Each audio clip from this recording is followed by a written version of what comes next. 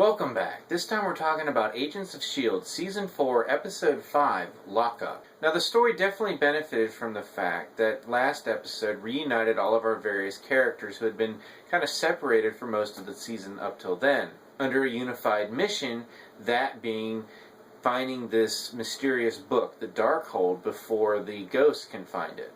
And to that end, Coulson and company tracked down Joseph Bauer, the only scientist other than Ghost Rider's uncle to still be alive, or at least not a ghost.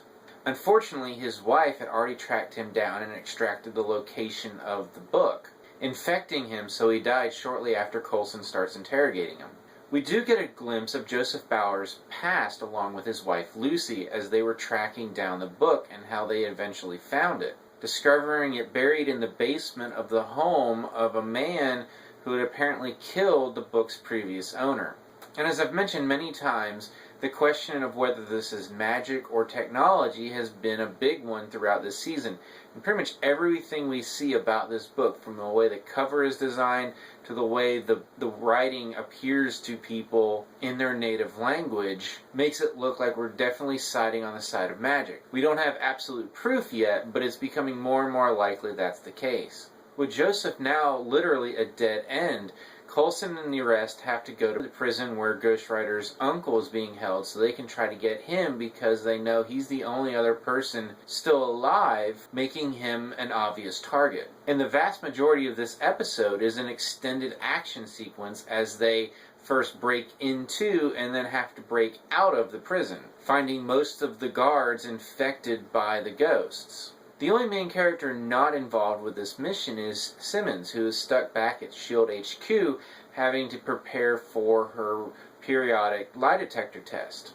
And just as she's about to fail it because of all the secrets she's keeping, including the fact that both Daisy and Ghost Rider are helping on this mission, as well as Ada's existence with Dr. Radcliffe, she's pulled out of her session by the director, who's about to go into a live debate with Senator Nadir, who is one of the most vocal opponents of Inhumans, and secretly an ally and facilitator of the Watchdogs. Nadir's rhetoric gets to the point that the director eventually reveals to the public that he's actually Inhuman as well. Meanwhile, the entire prison sequence not only furthers the primary storyline of the Ghosts and Darkhold, but also taps into many of the other storylines that we've been following this season, such as the Watchdogs, and we find out they're recruiting from prisons, and this leads to them eventually attacking Daisy and her attempting to once again sacrifice herself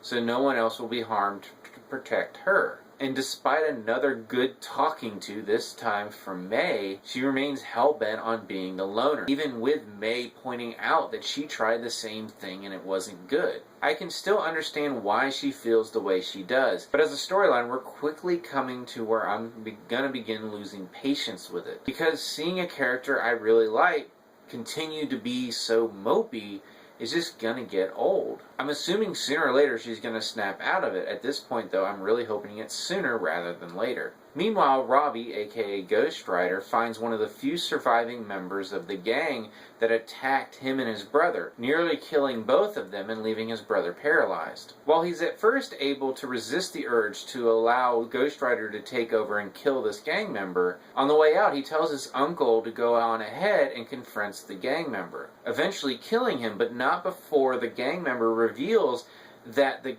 drive-by shooting of him and his brother was not random and it was actually a hit. Although pretty much anyone that would have known who had hired them is dead because Ghost Rider had already killed them all. This action reverberated through the end of the episode because not only did Eli, Robbie's uncle, get kidnapped by Lucy because he had sent him out by himself, the fact that he killed someone during a S.H.I.E.L.D. mission gets back to Senator Nadir. And in the final scene, she uses the fact that not only was he there, but Quake as well, to hold it over the director's head, leading him to ask her, what does she want? And on a quick aside, we had an interesting development between May and Coulson, where she finally admits to what she saw when she temporarily died, and it was him. They've long teased at the possibility of a relationship between these two characters, and this is the first kind of concrete evidence that we've had in a really long time. Where that revelation is going to go, like a lot of things, we just don't know yet.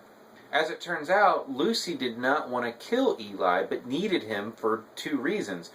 First, she can't read Darkhold in her current form.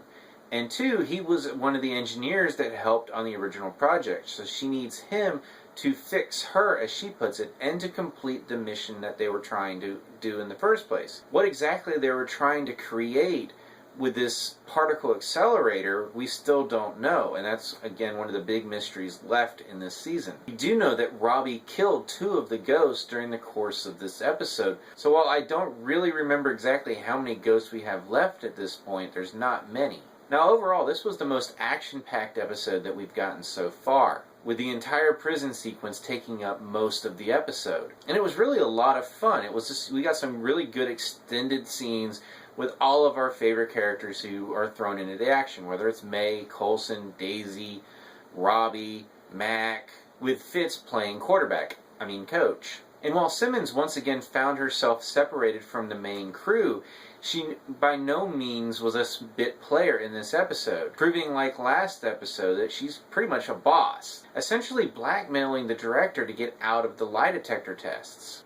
When she confronts him after his interview, implying that it would be bad for him that if during one of her sessions she was ever asked about his supposed heroic actions during the Vienna UN bombing, which we saw in Civil War, because apparently the actions that he's credited with, he didn't do. We don't know much else about that, and we really don't know much about the director as a whole. He started the season as a pretty ominous character, and even though we didn't get to see him until the second episode, his shadow stretched over most of the premiere episode. So that when we finally did get to see him, we really didn't know what to expect. And for the most part, he seems to be a genuinely good guy, with S.H.I.E.L.D's best interests at heart, even though his techniques run counter to what we've been used to seeing from S.H.I.E.L.D. So as I said, I just don't have a good feel for him yet. He's willing to back down to Simmons when she pushes him on the Vienna issue, and appears willing to deal with Nadir over the threat of her releasing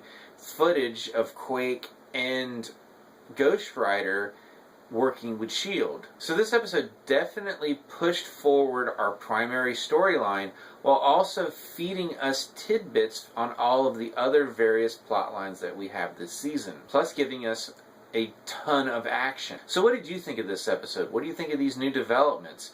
I'm assuming it has its origins in the comics.